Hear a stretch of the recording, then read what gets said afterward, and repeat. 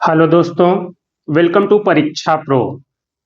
पिछले Saturday Sunday को SO grade और पीएपीएस का 2025 का एग्जाम। आज हम उस एग्जाम के पेपर 2 को सॉल्व करेंगे। इसके बाद हम पेपर 1 को सॉल्व करेंगे। ठीक है। पेपर 2 का जो सेट ए जो यूपीएससी की वेबसाइट पे अपलोड था वही लेकर के किया जा रहा है। अकॉर्डिंगली आप अपने क्वेश्चन पेपर के हिसाब से आंसर को चेक कर सकते हैं। वन बाय वन करके हम चीजों को देखते हैं। पहला क्वेश्चन था In the context of Central Secretariat Manual of Office Procedure 2022, which of the following statement regarding knowledge management are correct? Correct पूछ रहा है इसमें।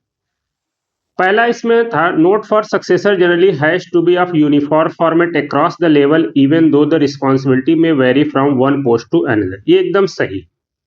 Standard processing sheet is a standardise note और template use in an office to arrive decision. ये भी बिल्कुल सही है।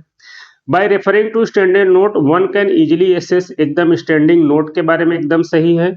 Standard proceeding are filed on the, यहाँ पे ये गलत हो गया, ये करेस्पॉन्डेंस पोर्शन जो लिख दिया है। स्टैंडर्ड प्रोसेसिंग सीट हमेशा नोट पोर्शन में फाइल की, क्योंकि वो नोटिंग है एक तरीके का, एक फॉर्मेटेड नोटिंग है, इसीलिए इसमें 1 2 3 केवल सही है। ये चौथा स्टेटमेंट ये रॉन्ग है। अगला है consider the following regarding communication in the context of interdepartmental consultation. पहला, inter departmental note was earlier known as UO note. ये एकदम इसको शुरुआत में ही ये बात बताई गई है, सही है।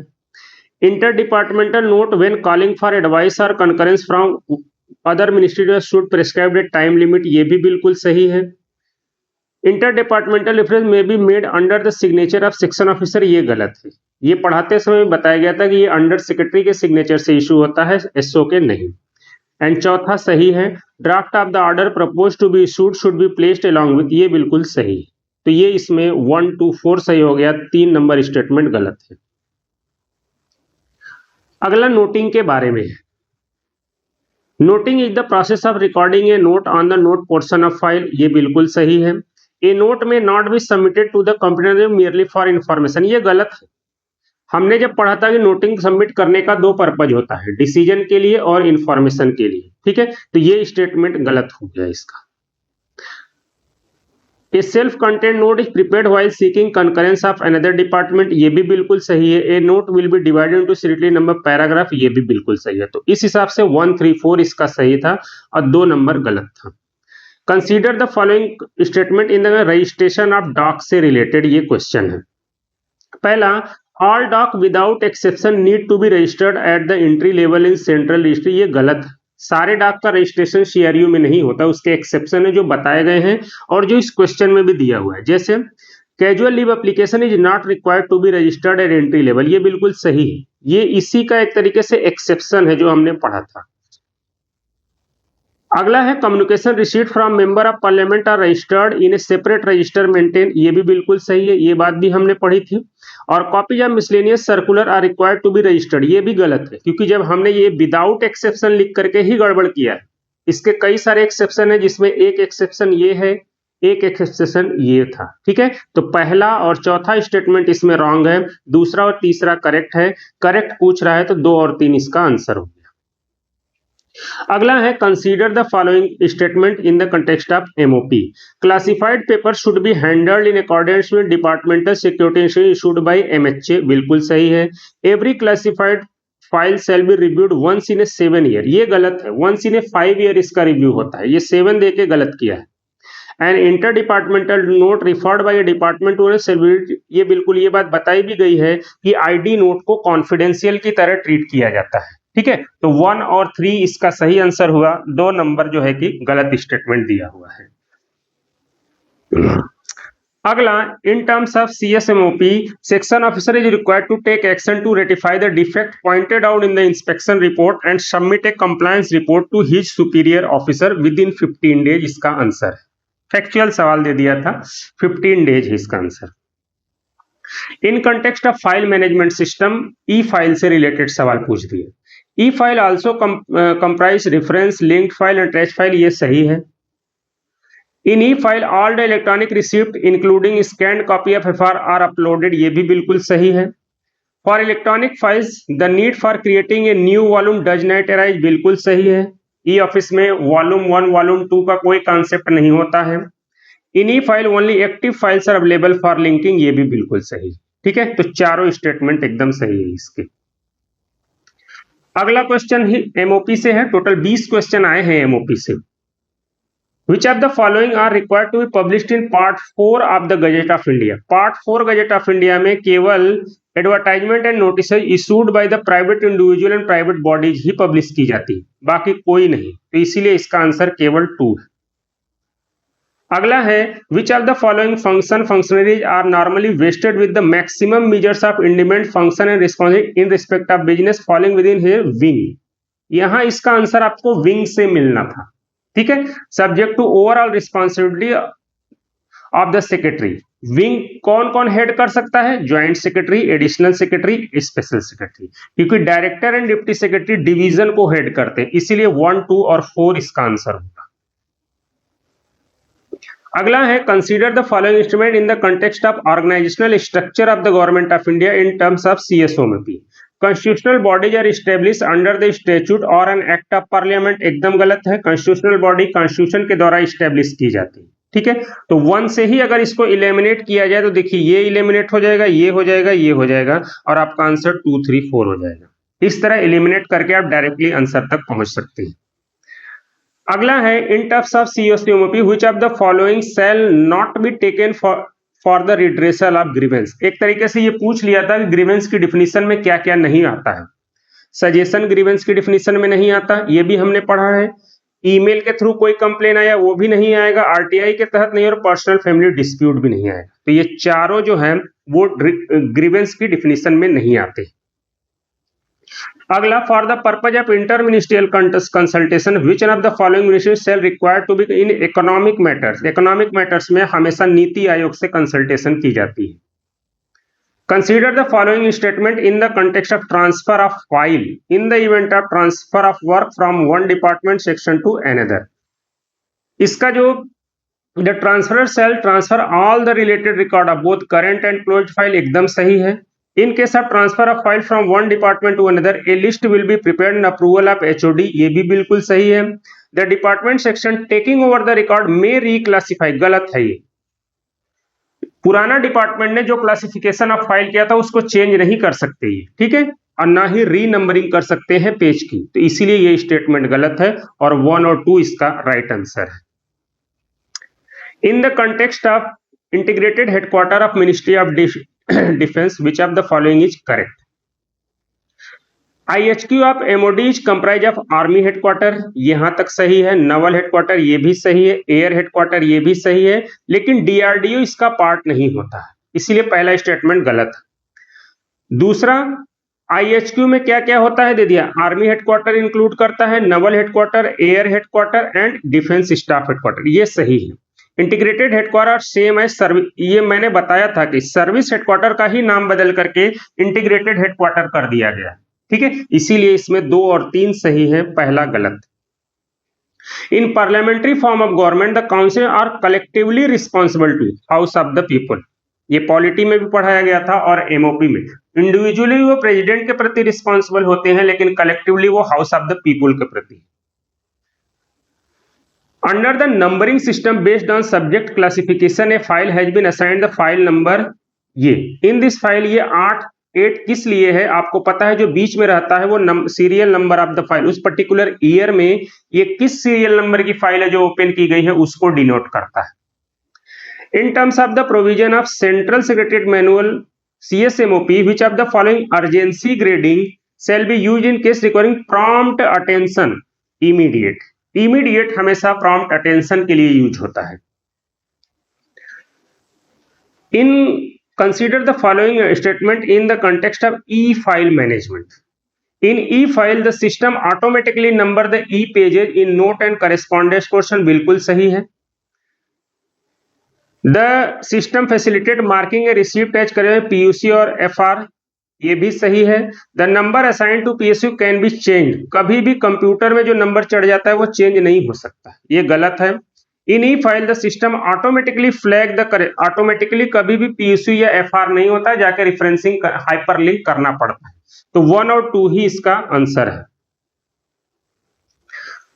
In the following statement relating to organizational structure of the government of India क्या क्या करेक्ट नहीं है। Deputy minister also attend a cabinet meeting, एकदम गलत है। Government of India allocation of business rule and government of India transaction of business serve the same purpose, ये भी गलत है, दोनों का पर्पज अलग अलग है। A joint secretary may also hold charge of a wing in a department, ये बिल्कुल सही है। ठीक है, the executive power of union formally vest in president and may also be exercise by him directly, directly कभी भी union के executive power को प्रेसिडेंट नहीं एक्सरसाइज कर सकता, उसे काउंसिल ऑफ मिनिस्टर की एड एंड एडवाइस पे काम करना पड़ता है। ठीक है, इसीलिए नॉट करेक्ट पूछा है, तो 1, 2 एंड 4 होगा इसका answer. In terms of provision contained in MOP, which of the following not part of organization and method studies? पहला सही है, दूसरा सही है, तीसरा सही है, ये चौथा पॉइंट ओएंडम का काम नहीं होता है। ठीक है, तो यही पूछा है कि इसका कौन इसका पार्ट नहीं होता, तो 4 तो ओनली 4 इसका आंसर होगा, क्योंकि यहाँ नॉट पूछा है। अब आ गया FRSR के question. Consider the following statement in terms of fundamental rule regarding eligibility of NPA इनके support.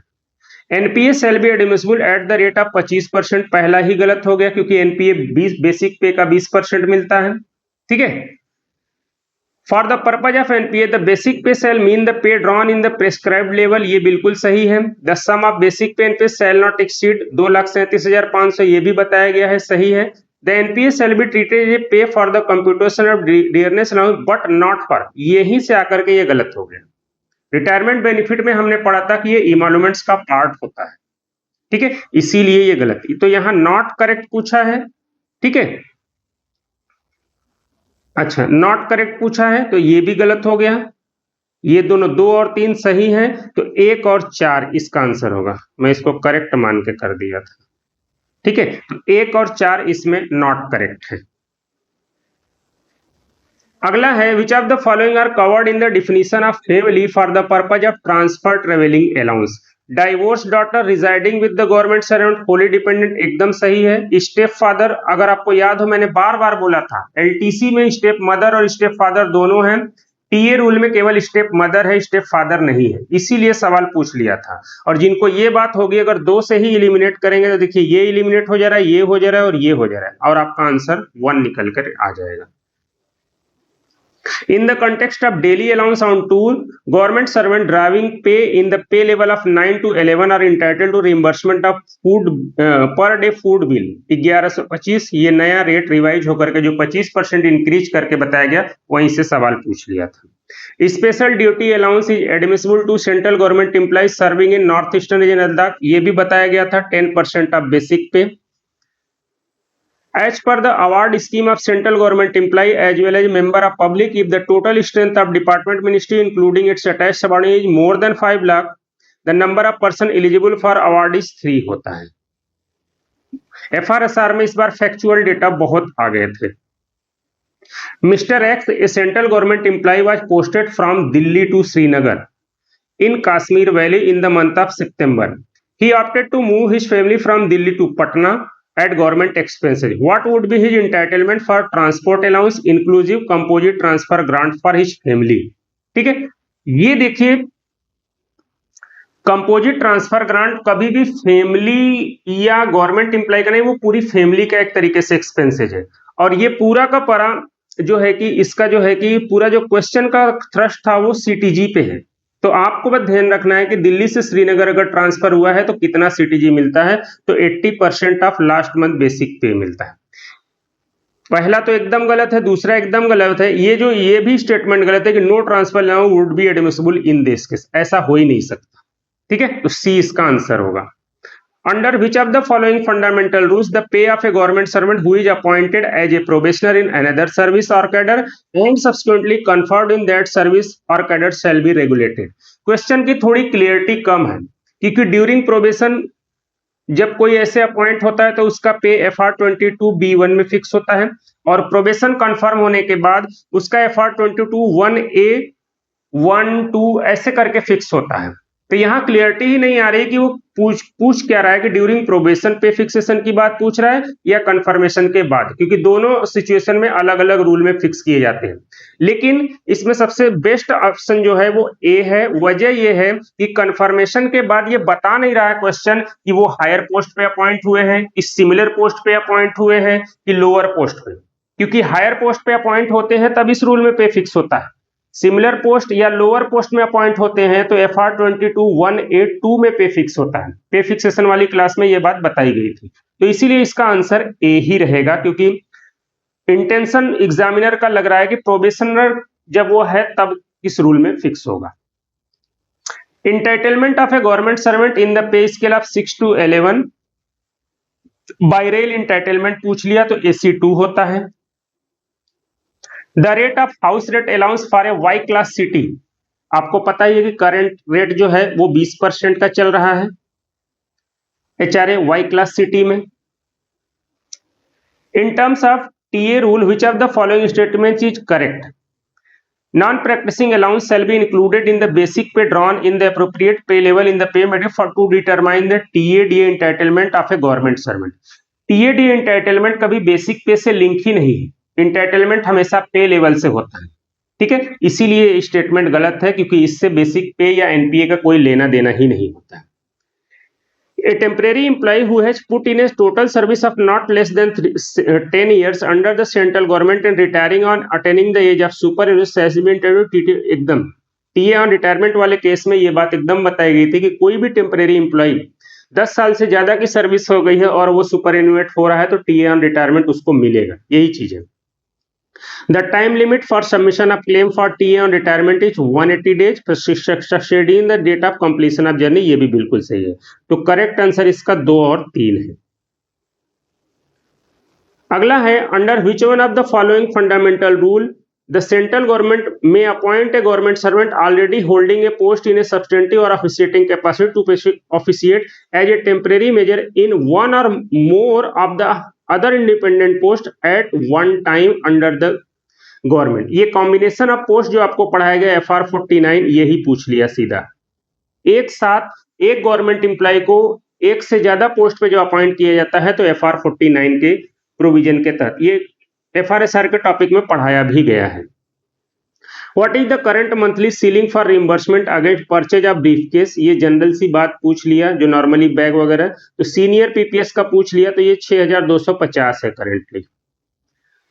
A government servant who has acquired lien on a post retain the lien on the post while in on, ये तब भी रहता है, under suspension में भी लियन रहता है, इसमें भी लियन रहता है, लेकिन जैसे ही वो कहीं एब्जॉर्ब हो जाता है तो उसका लियन खत्म हो जाता है, ठीक है। तो 1, 2 और 4 ये बात भी लियन के टॉपिक में पढ़ाई गई है। Which of the following recovery from subsistence allowance can be enforced without the government servant written consent? CGHS का हमने पढ़ा था, बाकी जब सब उसके written consent पे होता है। Consider the following statement regarding payment of fee under fundamental rule, ये fee वाले चैप्टर से सवाल पूछ लिया। A government servant is eligible to receive and retain the premium awarded for an essay in public company without special permission, बिल्कुल सही है, ये बात भी बताई गई है। Fee include income from literary culture artistry, ये भी गलत है क्योंकि ये भी बताई गई कि ये फी की डिफिनेशन में नहीं आते। और तीसरा 1/3 of any fee in excess of 1500, पहले ये 1500 था, अब ये 5000 हो चुका है, ठीक है, इसीलिए ये भी गलत है। तो केवल एक ही इसमें करेक्ट आंसर है, 2 और 3 दोनों गलत है। ये चिल्ड्रन एजुकेशन अलाउंस से सवाल आ गया था। Subject to exception, children education allowance oblique hostel subsidy can be claimed only for 2 ill days service, बिल्कुल सही है। The amount of ceiling of hostel subsidy is ₹8,430 per month per child, ये भी बिल्कुल सही है। The reimbursement of children education for दिव्यांग children for government servant shall be इतना, ये गलत है, ये नॉर्मल रेट है, दिव्यांग को डबल रेट पे मिलता है, इसीलिए ये स्टेटमेंट गलत है। The children education and hostel subsidy are admissible in respect of children studying from 3 classes before class 1 to 12, एकदम सही है।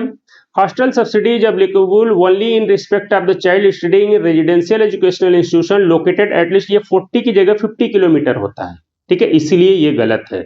तो 1, 2 और 4 इसका राइट आंसर है। The power of interpreting fundamental rule is reserved with president.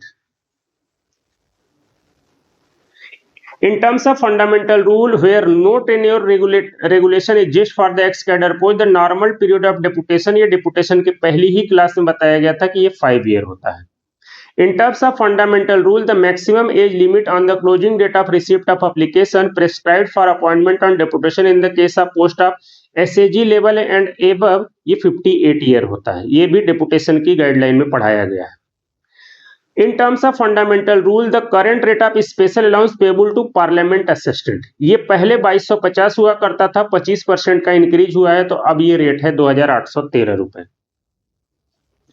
In terms of provision of fundamental rule regarding grant of incentive for acquiring fresh higher qualification in the field of, इसका जो answer है वो B आएगा.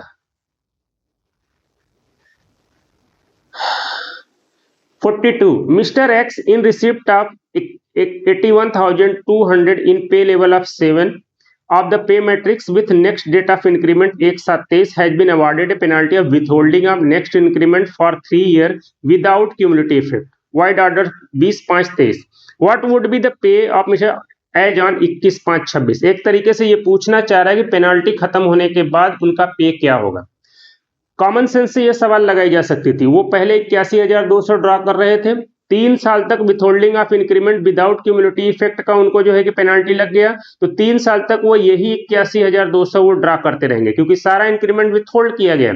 चूंकि ये without cumulative effect है, तो जैसे ही पेनाल्टी का पीरियड खत्म होगा, इसमें जो अगले 3 इंक्रीमेंट जो रुके थे वो जोड़ दिए जाएंगे और जो जोड़ करके आएगा वही उनका पे होगा. तो इसमें जोड़ने पर ये 88,700 रुपए आएगा.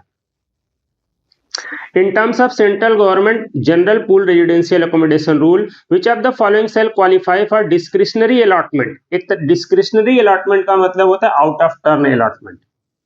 ठीक है, इसमें ब्लाइंड थे, ऑर्थोपेडिकली हैंडीकैप टू द, ये 30% नहीं बल्कि 40% एंड एबव को होता है, इसीलिए ये गलत है. मेंटली हैंडीकैप्ड इनको भी मिलता है और कैंसर पेशेंट को भी मिलता है, तो इसीलिए 1, 3, 4 इसका राइट आंसर है. Consider the following statement in the context of bunching of a stage at the time of initial fixation. ये bunching से related question एक आ गया था और इसका आंसर होगा 1, 2 and 4. क्योंकि इसका 3 नंबर गलत है क्योंकि ये 2% नहीं बल्कि 3% होता है. डिफरेंस 3% का होगा दोनों स्टेज के बीच में, तभी वो होता है. तो बाकी चीजें सही है, ये 2% दे करके इसको गलत कर दिया है. In terms of fundamental rule, which of the following statement regarding cash handling and treasury law not correct? Not correct पूछा है, इसमें पहला वाला एकदम करेक्ट है. Assistant section officer holding substantive post in level 7 can be appoint, बिल्कुल सही है. For handling average monthly cash up to 5 lakh का ये 900 की जगह 700 होता है. For arriving at a amount of monthly cash online payment को काउंट नहीं किया जाता, इसलिए ये गलत हो गया. And cash and treasury allowance shall be in case of cashier appoint direct recruitment पे अगर कोई आया है तो उसको कैश हैंडलिंग अलाउंस नहीं मिलता है. ठीक है, तो इसीलिए इसमें नॉट करेक्ट पूछा था, तो 2, 3 और 4 इसके आंसर हो जाएंगे. अब पेंशन से सवाल आ गया. In terms of pension rule, an appointing authority has the power to retire a government servant in public after a completion of 30 years of service. C इसका सही option. In case of death of a government servant while with qualifying service of by 22 years, तो पूछ रहा है death gratuity कितना होगा, तो इसका डी ऑप्शन होगा. In terms of pension rule, which of the following shall form part of emolument. ठीक है, तो देखिए एनपीएफ पार्ट ऑफ इमोलुमेंट होता है, पता ही है. Increment earned by government servant while on leave immediately before, ये कभी भी इमोलुमेंट्स का पार्ट नहीं होता. नोशनल इंक्रीज भी हमने बोला था, ये इमोलुमेंट्स का पार्ट नहीं होता. बेसिक पे इमोलुमेंट्स का पार्ट होता है, इसीलिए 1 and 4 इसका राइट आंसर है. What is the period prescribed to central in the CCS pension rule within which an appropriate administrative authority is required to issue a certificate regarding completion of qualifying service of 20 year? ये 15 days होता है इसका time period. Consider the following statement regarding disability pension and invalid pension in the context of CCS pension rule 2021. इसके पहले statement से ही आप answer पे काफी हद तक पहुंच सकते थे. जैसे both disability pension and invalid are regulated under the CCS pension rule, गलत है. डिसेबिलिटी पेंशन का हमने एक्स्ट्राऑर्डिनरी पेंशन रूल पढ़ा था, तो पहला ही ऑप्शन गलत, तो पहले से एलिमिनेट करेंगे तो ये दो तुरंत हो जाते हैं खत्म। ठीक है, अब बचा 2 3 और 2 4। ठीक है, तो 2 तो एकदम सही है। Subject to fulfilment of a government servant in receipt may also draw disability pension, ये सही है, क्योंकि एक्स्ट्रा ऑर्डिनरी पेंशन में दो कंपोनेंट होते हैं, एक डिसेबिलिटी कंपोनेंट और एक नॉर्मल पेंशन का कंपोनेंट। ठीक है, अगला था the amount of disability pension and should in exceed last, ये भी बिल्कुल सही है। 100% तक दिया जा सकता है डिफरेंट डिफरेंट सिचुएशन में। ठीक है, इसीलिए 2 और 3 इसका सही था, चौथा गलत है क्योंकि ये कह रहा है 50% तक दिया जा सकता है, तो 2 और 3 इसका right answer. In terms of pension rule, the minimum qualifying service required to be completed by government to eligible for grant of retiring pension, आपको पता है कम से कम 10 साल की सर्विस होनी चाहिए। Consider the following statement in the context of general condition contained pension rule. ठीक है, in case where a government servant immediately before his retirement was absent from duty on leave, the day of retirement shall part of such leave, बिल्कुल सही है। Where a part of pension is withheld by the competent authority, the amount of such pension can be reduced to an extent deemed fit by, गलत। अगर किसी का part pension reduce किया जाता है तो उसे मिनिमम पेंशन से ज्यादा रिड्यूस नहीं किया जा सकता, इसीलिए ये गलत है। A competent authority has power to withhold a pension in full permanently, ये बिल्कुल सही है। तो 1 और 3 इसका राइट आंसर है। In case of a government servant dismissed from service, the competent authority sanctioned on specific full compassionate allowance admissible, उसका basic पे इतना है तो पूछ रहा है कि उसको फुल कंपैशनेट अलाउंस मिला है तो कितना। आपको अगर याद हो कंपैशनेट अलाउंस बोला गया था कि 2/3 ऑफ नॉर्मल पेंशन से लेकर के मिनिमम जो पेंशन की रेट है जो 9000 इसके बीच में उसको मिलती है। यहाँ कह रहा है कि उसको फुल मिला है, तो आपको इसका क्या करना है, नॉर्मल पेंशन निकालना है। तो वो क्या हो जाएगा, 82,600 डिवाइडेड बाई 2 करेंगे, 41,300 उसका नॉर्मल पेंशन और इसी का 2/3 निकाल देंगे तो आपका 27,533 रुपए आ जाएगा। ठीक है, ये इस तरीके में बेसिक कॉन्सेप्ट से सवाल था ये। Consider the following statement regarding regulation of pension and gratuity in terms of pension rule. Emoluments record for calculation of pension and gratuity are the same, गलत है। ग्रेचुटी का एमोल्यूमेंट्स में डीए भी इंक्लूड होता है जबकि पेंशन में नहीं होता है। Minimum qualifying service of 5 years is required to be completed by a government to eligible for service gratuity, ये भी गलत है क्योंकि रिटायरमेंट ग्रेचुटी के लिए जो है कि मिनिमम 5 years की सर्विस चाहिए, सर्विस ग्रेचुटी के लिए नहीं चाहिए होती है। For the purpose of retirement gratuity judicially separated wife of a government servant is treated as family, ये सही है। ठीक है, इसका इन्होंने जो पूछा है ये क्वेश्चन का ऑप्शन सही नहीं सेट है, मोस्ट प्रोबेबली ये ड्रॉप हो सकता है 54 नंबर। वजह क्या है, यहाँ पे वो सर्विस ग्रेचुटी लिखा है जबकि ये अगर रिटायरमेंट ग्रेचुटी लिखता तो ये जो है कि स्टेटमेंट सही होता। For the purpose of retirement gratuity judicially separated wife of a government is treated as family. ठीक है, ये जो वो जो फैमिली के टाइप 1 टाइप 2 पढ़ते हैं, तो यहाँ पे अगर ये करेक्ट पूछ रहा है तो करेक्ट के हिसाब से केवल 3 है और 3 का कोई ऑप्शन ही नहीं है। तो अगर ये सर्विस ग्रेचुटी की जगह रिटायरमेंट ग्रेचुटी लिखेंगे तो 2 और 3 हो सकता है, तो इसमें ये क्वेश्चन ड्रॉप होने की पूरी संभावना है। Which of the following period shall count as a qualifying service? ठीक है, service as a apprentice in case of SAS apprentice, ये मैंने बताया था क्वालिफाई करता है। Service on probation followed by confirmation qualify करता है। Suspension followed by minor penalty and suspension, ये भी क्वालिफाई करता है। तो ये तीनों इसका राइट आंसर है। Consider the following statement in context of commutation, जो है कि जो है CCS commutation of pension rule 56 में 2 और 3 जो है कि सही है। ठीक है, ये एकदम सही है क्योंकि ये प्रोविजनल पेंशन से क्वेश्चन है। ठीक है, और ये कंपल्सरी रिटायरमेंट के केस में मेडिकल के बाद होता है, वो है। पहला वाला जो था, if commutation is applied for after a part of pension is withheld by the competent authority, commutable amount shall be calculated with reference to the pension originally granted and not with reference residual, ये गलत है। जब उसका pension cut की penalty लग गई तो हमेशा कम्यूटेशन जो होता है वो जो एग्जैक्टली जो पेंशन उसको कट करने के बाद मिला उसका 40% कम्यूट किया जा सकता है, क्योंकि वही पेंशन तो उसको मिल रहा है। इसीलिए पहला ये गलत है, आंसर 2 और 3 है इसका। Who among the following is the competent authority to withhold or withdraw pension in case of pensioner who retired from Indian Audit and Account Department? यहाँ पे CAG के पास ये पावर होती है। In the event death of a pensioner, which of the following documents are required to be submitted by the family member whose name is included in PPO? इनको सारे document जो है कि जमा करने पड़ते हैं, तब इनको फैमिली पेंशन स्टार्ट होता है। Which of the following statement in context of gratuity is correct? Retirement या death gratuity exempted from tax बिल्कुल सही है। If the emoluments of a government servant has been reduced during the last 10 months of service, gratuity shall be based on average emoluments, क्योंकि average emoluments ही ज्यादा हो जाएगा, इसीलिए ये भी सही है। For reckoning of qualifying service in case of gratuity, fraction of a year equal to 3 months and above shall be treated completed 6 monthly period, ये भी सही है, इसीलिए इसमें 1 2 3 तीनों सही। Consider the following statement regarding retirement gratuity in terms of this. Retirement gratuity is additional to all employees who retire after completion of not less than 5 years. ये गलत है। 5 साल की क्वालिफाइंग सर्विस चाहिए होती है ग्रेचुटी के लिए, 10 ईयर की नहीं। इट इज एडमिसिबल, ये एकदम सही है। The amount of dividend 25 lakh maximum limit है, तो 2 और 3 इसका राइट आंसर है। In context of calling for information from undertaking inspection of conducting inquiry, हमेशा ध्यान रखिए जिसको भी सिविल कोर्ट की पावर अगर मिल गई, जिस भी अथॉरिटी को, ये कई जगह मैंने पढ़ाया था, उसको समन करने की पावर मिल जाती है, अटेंडेंस इन्फोर्स करने की पावर मिल जाती है, ठीक है, कोई भी विटनेस को एग्जामिन करने की पावर, डिस्कवरी, ये सारी पावर उसको मिल जाती है।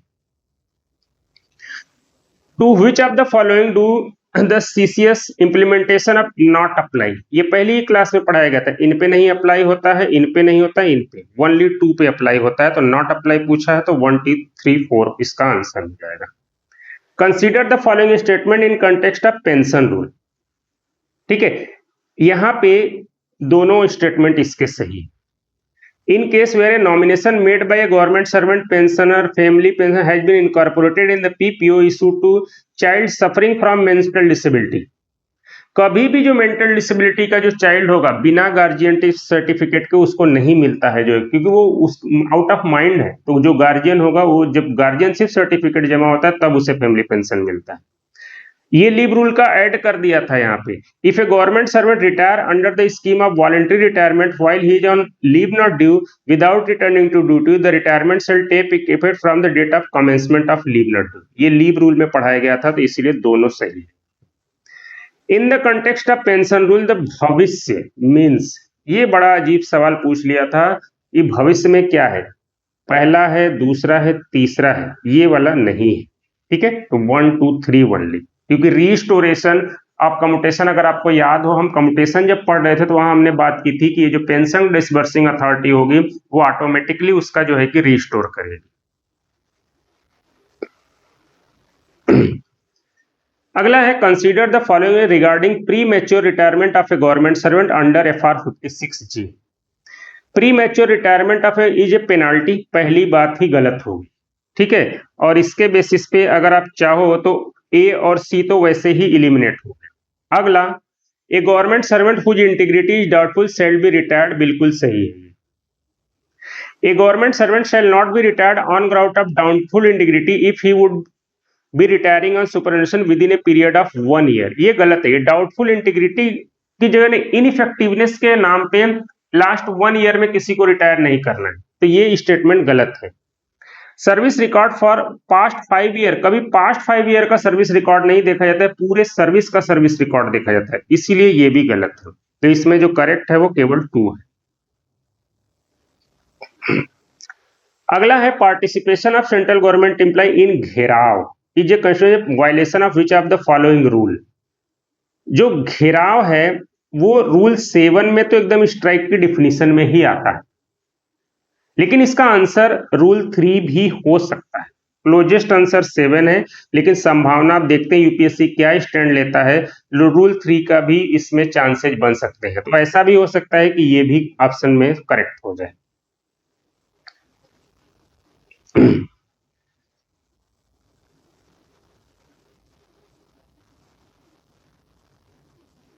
In context of Rule 4 of Conduct Rule related to employment of near relative of government servant in companies or firm, which of the following member of family?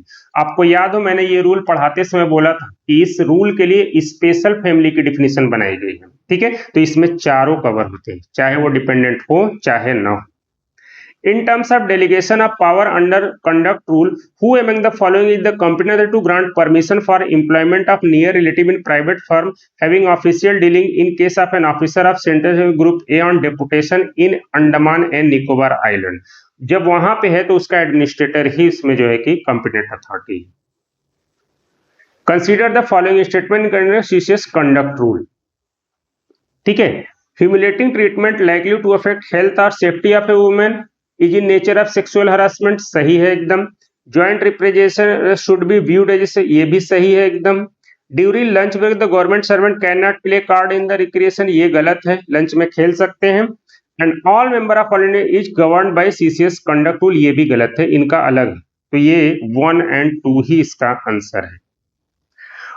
What is the period from the date of any transaction in movable property by a government? ये पता ही है ना, 1 महीने के अंदर जो है कि उन्हें बताना होता है, ये वही सब। In terms of conduct rule, which of following act, conduct and omission on the part of government may amount to misconduct? सारे के सारे सब misconduct माने जाते हैं। In context of conduct, which of the following is correct? Government servant means any person appointed by central government और state, ये add करके ही गड़बड़ कर दिए। कंडक्ट रूल स्टेट गवर्नमेंट के एम्प्लॉइज का अलग से रूल होता है, ठीक है। पहला स्टेटमेंट केवल ये स्टेट गवर्नमेंट लिखने की वजह से गलत हो गया। Government servant means any person appointed by central government to a post in connection with, ये बिल्कुल सही है और ये भी सही है। तो इसका आंसर 2 और 3 होगा। In terms of conduct rule, in which of the following cases prior permission sanction of prescribed authority is necessary? ठीक है, पहले में नहीं चाहिए होता है, तीसरे में नहीं चाहिए, दूसरे और चौथे में लेना पड़ता है। Home guard organisation to accept fee for work done by public body. Conduct rule से रिलेटेड फिर सवाल पूछ लिया। The staff engage in non statutory departmental canteen are govern by conduct rule, सही है एकदम। Participation of government servant in RSS की activity cell attract, ये गलत हो गया क्योंकि अब गवर्नमेंट ने इसको एग्जेम्प्ट कर दिया। आरएसएस कोई ज्वाइन करता है तो रूल 5 के तहत वो कोई वायलेशन नहीं है, ठीक है। और तीसरा तो एकदम सही है, तो 1 और 3 इसका करेक्ट आंसर है। Consider the following regarding oral instruction in conduct rule. All points emerging from discussion between 2 or more officers of the same department and conclusion reached will be recorded and relevant file by the officer authorizing action, ये सही है। Oral instruction may not be confirmed in writing, गलत है। An officer working in ministry receiving oral from a minister which are not in accordance with rules should seek further clear order, ये भी बिल्कुल सही है, ठीक है। तो 1 और 3 इसका राइट आंसर है। अगला है which of the following statement regarding the government servant under suspension से रिलेटेड है, ठीक है। तो इसमें पहला भी सही है, दूसरा तो एकदम गलत है। मैं कई बार बोला हूं कि सस्पेंशन में लीव नहीं ग्रांट होता है, और तीसरा जो है कि सही है, ठीक है। तो 1 और 3 इसमें राइट आंसर है। Which of the following is not a penalty, ये पेनाल्टी वाले क्लास से जो सीसीएस रूल से पूछ लिया, एकदम बिल्कुल इसमें 1 और 4 इसका करेक्ट आंसर है, ठीक है। क्योंकि 2 और 3 इसमें पेनाल्टी है, बाकी दोनों 1 और 4 वो पेनाल्टी की डिफिनीशन में नहीं आती है। अगला है सीसीएस सीसीए रूल से। An officer performing current duties of A post can exercise statutory power, कई बार बोला गया है कि एकदम गलत है ये। In cases where the disciplinary authority is the president the initiation of disciplinary should be approved by minister, सही है। A disciplinary authority competent to impose minor penalty can issue disciplinary proceeding against any government for the major penalty, ये भी बिल्कुल सही है। An authority who conduct preliminary inquiry can under no circumstances function as, ये एकदम गलत है। जिसने प्रिलिमिनरी इन्वेस्टिगेशन किया वो डिसिप्लिनरी अथॉरिटी के तौर पे काम कर सकता है, ठीक है। इसीलिए इसका आंसर 2 और 3 है बस। सीसीएस रूल से फिर सवाल पूछ दिया, in cases where a personal hearing has been allowed by the appellate authority the government servant may be allowed to take the assistant of defence assistant. बिल्कुल अलाउड है, जब इन अगर हियरिंग अलाउड है तो वो ले सकता है assistance. An employ may prefer a revision petition to the revising authority without submitting an appeal. बिल्कुल कर सकता है, सब वो अपील का एक टाइम लिमिट है 45 डेज, नहीं करना चाहता सीधा रिवीजन में नहीं जाना चाहता तो जा सकता है। The revising authority can take up the revision petition even before the expiry of period of limitation। ये गलत है, ये बात हमने पढ़ी भी थी कि लिमिटेशन पे अपील की जो 45 डेज की लिमिटेशन पीरियड है उस बीच में रिवीजन नहीं डाला जा सकता। An appellate authority does not replace the punishment order, ये भी गलत, क्योंकि वो पनिशमेंट ऑर्डर को ही तो रिप्लेस करता है अपीलेट अथॉरिटी का जो ऑर्डर, इसीलिए इसमें 1 और 2 ही केवल करेक्ट है, बाकी दोनों गलत है। Consider the following statement regarding, ये भी सीसीए रूल से है। तो कह रहा है कि पे लेवल 1 से लेके 5 तक ग्रुप डी पोस्ट है, गलत है ये। लेवल 10 को कह रहा है ग्रुप बी, ये भी गलत है। लेवल 11 ग्रुप ए, ये सही है। तो केवल 3 इसका राइट आंसर है। सीसीए रूल से फिर से सवाल आ गया, an order of dismissal can be given effect to retrospectively. एकदम गलत है, मैं कई बार बोला था कि कभी भी कोई भी पेनल्टी बैक डेट से नहीं लगाई जा सकती। Once disciplinary proceedings are initiated against an official, the proceeding can be closed without sending an intimation to the, ये भी गलत है, बिना उसको इंटीमेट किए डिसिप्लिनरी प्रोसीडिंग नहीं बंद की जा सकती। Disciplinary proceeding against an employ who has been dismissed from service in another disciplinary cell continue to finality, ये भी गलत है। जब वो एक केस में डिसमिस हो ही चुका है, सर्विस में अब है ही नहीं, तो दूसरा डिसिप्लिनरी प्रोसीडिंग चलाने का मतलब क्या है फिर? ठीक है, तो तीनों इसमें नॉट करेक्ट है। Which of the following clause of Rule 11 CCA rule prescribe the penalty of withholding of increment of pay? ये क्लॉज जो चौथा पेनाल्टी है उस वहां पे ये चीज बताई गई है। In context of CCA rule, which is correct? Minor penalty proceeding continued after retirement of a government servant shall have effect on the matter of reducing pension। गलत है, मैंने बोला था कि माइनर पेनाल्टी लगने की प्रोसीडिंग अगर चल रही है तो पेंशन कट की पेनाल्टी नहीं लग सकती। ग्रेव मिसकंडक्ट और negligence can not be established as a result of minor penalty proceeding, बिल्कुल सही है। A person appointed directly to a higher post can not be reduced by a punishment to a lower post which you never held before, ये भी बिल्कुल सही है। इसीलिए इसका आंसर 2 और 3 हो गया। रूल 16 किसको डील करता है पता है, imposition of minor penalty proceedings. CCA rule से फिर सवाल बोल दिया, in no case can 2 penalty be impose at a time for 1 lapse, बिल्कुल सही है, एक लैप्स के लिए 2 पेनल्टी नहीं लग सकती। The day when an official comes late and also does not work throughout the day can be mark at a diary, ये बड़ा अच्छा सवाल बना दिया था।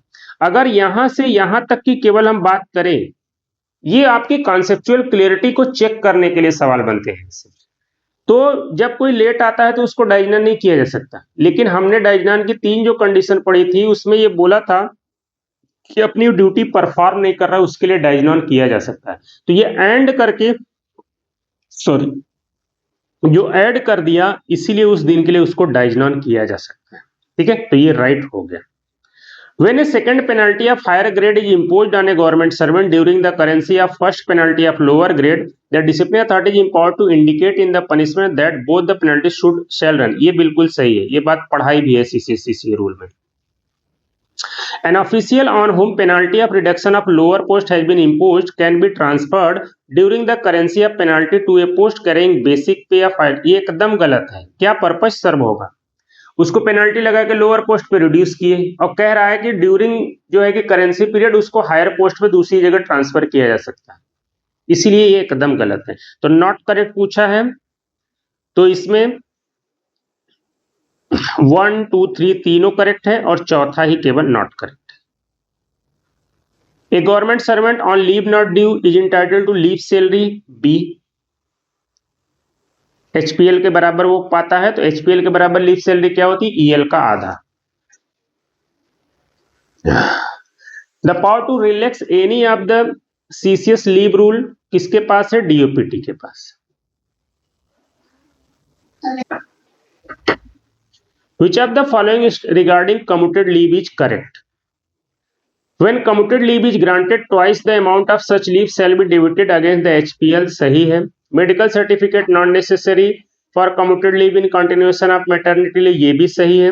Commuted leave may not be granted at request of a government when EL is due to, ये गलत है, इसीलिए 1 और 2 इसका right answer. Which of the following statement is not correct in the context of CCL, सारे correct थे, एक ये है कि लेस देन 15 था, वो लेस देन 5 एक्चुअल में, ये बहुत पहले का प्रोविजन है कि 15 दिन से कम सीसीएल नहीं ग्रांट होती थी, अब लेस देन 5 नहीं ग्रांट होती है। In case of a gazetted government servant whose pay and allowances are not drawn disbursed by head of office, उसका लीव अकाउंट कौन मेंटेन करता है, तो ऑडिट ऑफिसर के द्वारा। As a special major scientific department are permitted to release subsequent grant in aid, ये 75% इसका answer है B. Which of the following categorise as a loss not due to depreciation, GFR में ये पढ़ाया गया है, इसका आंसर है 2, 3 और 4। In terms of GFR, what is the value beyond which all losses due to suspected fire will be reported to police? पता ही है आपको, 50,000, ये बात भी कई बार बोली गई थी। In terms of procedure contained in GFR, what are the financial power of a ministry or department for execution of work under issue through limited tender? ठीक है, लेस देन 10 लाख का, ये भी वर्क वाले चैप्टर में पढ़ाया गया है। As per the GFR, in which of the following forms separate accounts shall be kept for consumables, ये इन्वेंट्री मैनेजमेंट के चैप्टर में पढ़ाया गया है, form GFR 23। As per the GFR, which one of the following manage the public debt raised by the government of India by issue of securities? इसमें answer confusing बन सकता है, लेकिन ज्यादातर चांस है कि ए इसका आंसर होगा। यहां से ये जो by issue of security issue करने का काम तो आरबीआई करता है, लेकिन डिसीजन कौन लेता है, भारत सरकार, दीपम, जो फाइनेंस मिनिस्ट्री के अंदर में डिपार्टमेंट है, तो मेरे हिसाब से इसका आंसर ए ही होना चाहिए। As per the GFR, when a limited और open tender result in only one effective offer, it shall be treated as single tender contract. In terms of GFR, which one of the following method of selection evaluation of consultancy proposal would be appropriate for assignment of a standard of a routine nature of, जो है कि routine nature की service hire करने के लिए क्या बोला गया था, लीस्ट कास्ट सिस्टम अपनाने। अब बोला गया था जिसमें एक्सपर्टाइज है तब उसको quality and caste based selection process use करना चाहिए। इन context of GFR, which of the following statement regarding the bid is not correct, ये कि डेट के बिड की क्लोजिंग डेट के बाद उसको चेंज नहीं किया जा सकता, ये बताया था, इसीलिए इसमें डी गलत है, बाकी सब सही है। Which of the following department of Ministry of Finance maintain the list of major and minor head of account of union and state? CGA रखता है और CGA डिपार्टमेंट ऑफ एक्सपेंडिचर के अंडर में आता है, इसीलिए बी इसका under. From which of the following organization the central government through administrative instruction has reserved all item of hand pool spin, पता ही है, KVIC, khadi. Which of the following rule of GFR deal with GEM 149, कई बार इसकी चर्चा हुई है। In terms of GFR, the weightage of technical parameter for non-financial parameter for procurement of should not maximum 80% दिया जा सकता है। As per the GFR, who is responsible for prompt repayment of principal of loan from external funding agency, ये इसका answer B है, office of controller of ad account and audit. As per GFR, in which of the following form a certificate of actual utilization of grants received for the purpose of it is sanctioned, इसका answer है form GFR 12A। 12A में utilisation certificate जो है कि किसी भी institution या organisation से लिया जाता है। In terms of GFR, if a bid is accepted during the auction process, how much earnest money as percentage of bid value should be? तो ऑक्शन वाले चैप्टर में मैंने पढ़ाया था, जो डिस्पोजल ऑफ गुड्स से सवाल है ये, और वहां पे ये है 25%। As per GFR, a claim for overtime allowance shall stand forfeited if not claimed within 60 days. As per general term and condition on GEM, what is the estimated value below which there shall be no bid security? ये बड़ा अजीब सवाल पूछ लिया था। आपको पता है कि बिड सिक्योरिटी कब ली जाती है, जब बिड फ्लोट किए जाते हैं, चाहे लिमिटेड टेंडर इंक्वायरी के जरिए चाहे ओपन टेंडर इंक्वायरी के जरिए। जेम के थ्रू प्रोक्योरमेंट होता है तो 10 लाख तक का प्रोक्योरमेंट में कोई भी बिडिंग का प्रोसेस नहीं है, ठीक है, उसके ऊपर है सीपीपी पोर्टल में ये 5 लाख, ठीक है, तो अब ये देखते हैं आंसर। वैसे जेम टर्म यूज हुआ है तो आंसर इसमें बी ही होना चाहिए।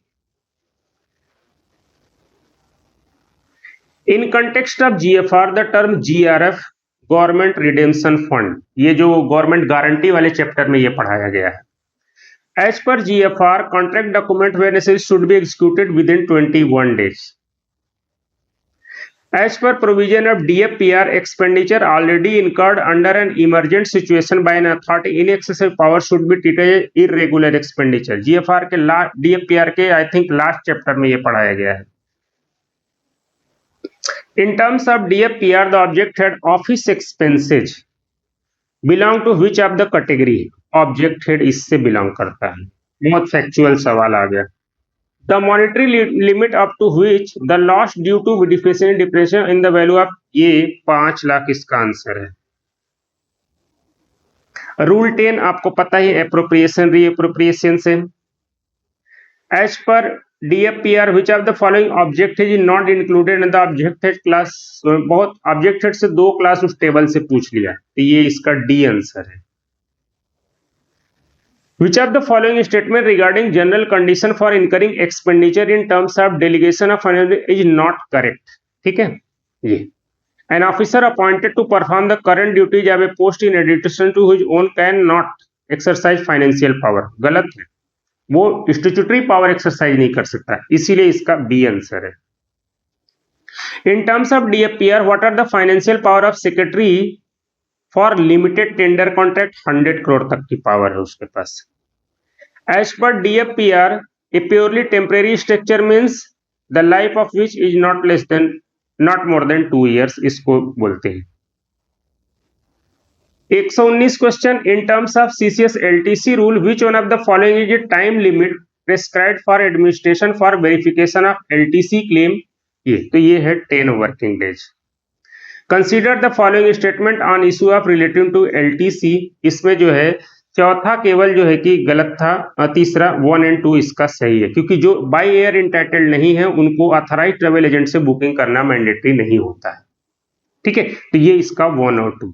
तो ये थे पूरे के पूरे 120 क्वेश्चन। काफी कोशिश की गई है कि एक्यूरेसी को मेंटेन किया जाए, और क्वेश्चन काफी फैक्चुअल भी थे। पेपर आसान नहीं कहे जा सकते।